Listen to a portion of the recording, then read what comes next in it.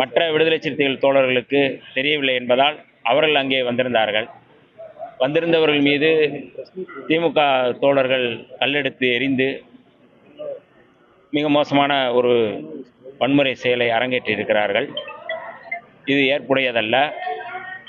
எங்களுடைய தலைவர் அவர்கள் இம்மாதிரியான வன்முறை சம்பவங்களுக்கு எப்பொழுதுமே இடம் கொடுக்கக்கூடாது என்று சொல்லியிருக்கிறார்கள். நாங்கள் திமுகவை இன்றும் நேசிக்கக்கூடியவர்கள். கடந்த 5 ஆண்டுகள் அவர்களோடு பயணப்பட்டோம். 5 ஆண்டுகள் மட்டுமல்ல, அதற்கு முன்பும் பயணப்பட்டோம். ஆகவே தனிப்பட்ட முறையில் மரியாதைக்குரிய அண்ணன் ராசா அவர்கள் விடுதலை சிறுத்தைகள் மீது என்ன வருத்தமோ கோபமோ தெரியவில்லை. ஆனால் நாங்கள் நாகரிக அரசியலை மேம்படுத்தக்கூடியவர்கள், நாகரிக அரசியலை விரும்புபவர்கள்.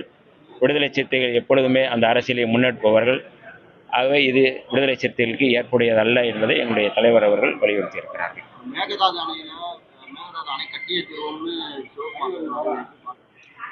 நேற்றைக்கு கூட எங்களுடைய தலைவர் அவர்கள் அறிக்கை கொடுத்திருக்கிறார்கள்.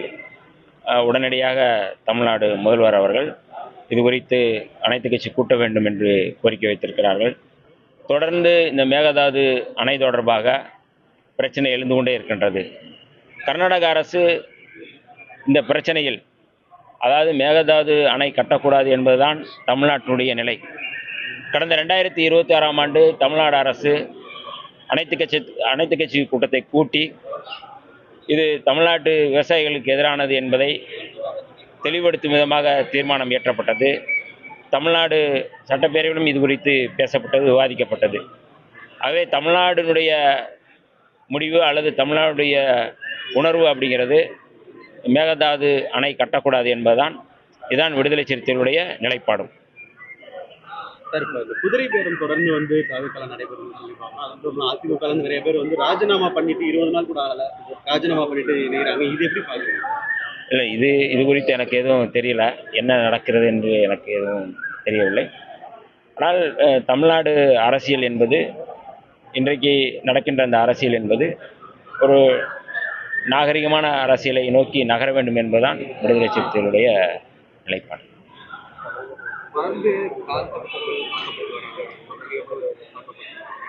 இன்னும் ஆட்சி மாற்றமும் தாக்குதல் நடந்துகிட்டே இருக்கு.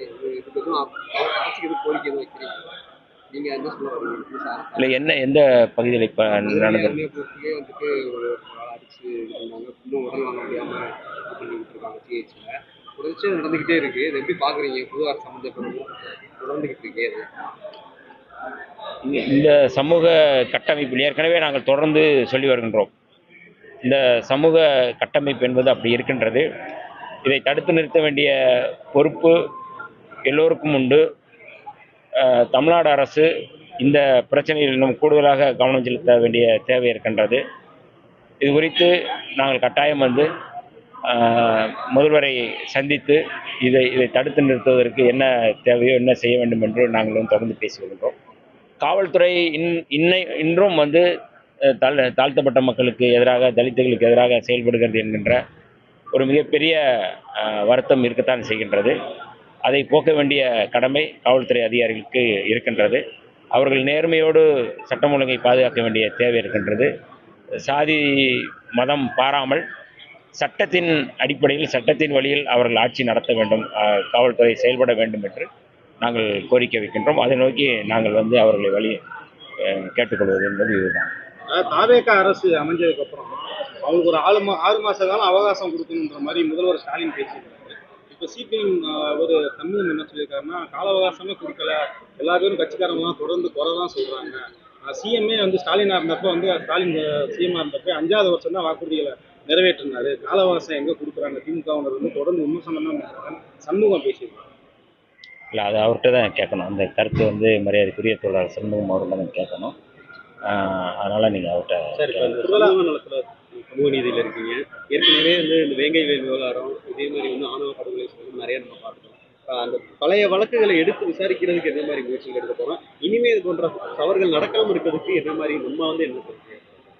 நான் இந்த நம்பிக்கை கோரும் அந்த தீர்மானத்திலே விடுதலை சிறுத்தைகள் சார்பில் நான் ஆணவ படுகொலைகளை தடுத்து நிறுத்துவதற்கு தனி சட்டம் இயற்ற வேண்டும் என்று நான் கோரிக்கை வைக்கின்றேன்.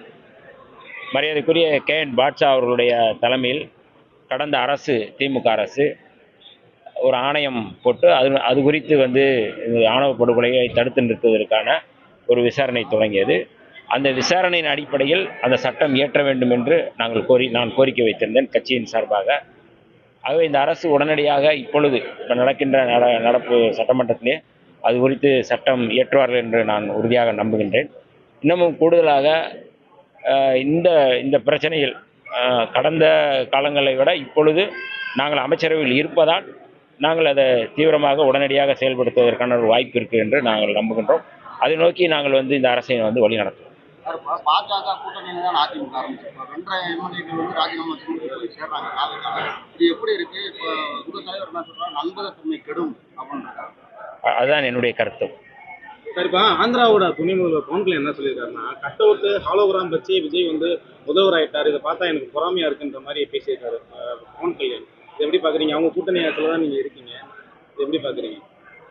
இல்லை, பவன்குமார் பவர் ஸ்டார் பவன் கல்யாண் தானே, இல்லை அவருக்கும் அந்த மாதிரி வந்து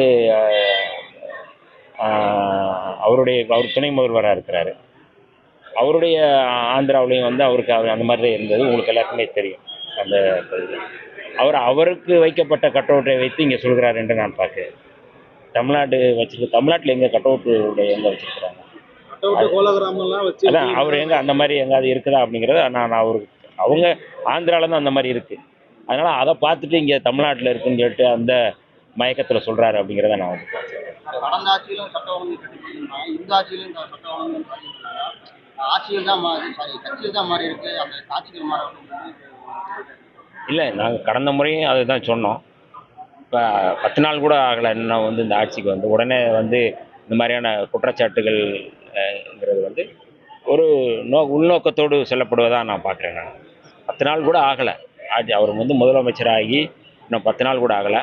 அப்போ 10 நாளுக்குள்ளே வந்து இந்த மாதிரியான குற்றச்சாட்டை சொல்வதற்கான நோக்கம் என்ன என்பது எல்லாருக்குமே தெரிந்தது.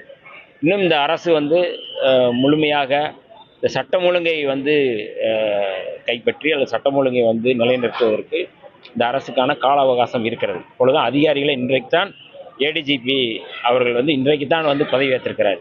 நிறைய அதிகாரிகள் இன்றைக்கு தான் பதவி ஏற்றிருக்கிறாங்க. எல்லாருமே வந்து ஒரு ஹானஸ்டான ஆஃபீஸர்ஸ் தான் இன்றைக்கி வந்து எல்லாம் பதவி ஏற்றிருக்கிறாரு. ஆக இனி வந்து இவர்கள் வந்து எப்படி செயல்படுறார்கள் என்பதை பொறுத்து தான் எங்களுடைய விமர்சனம் வரும். கட்டாயம் தமிழ்நாட்டு மக்களுடைய உணர்வுகளை பிரதிபலிக்கக்கூடிய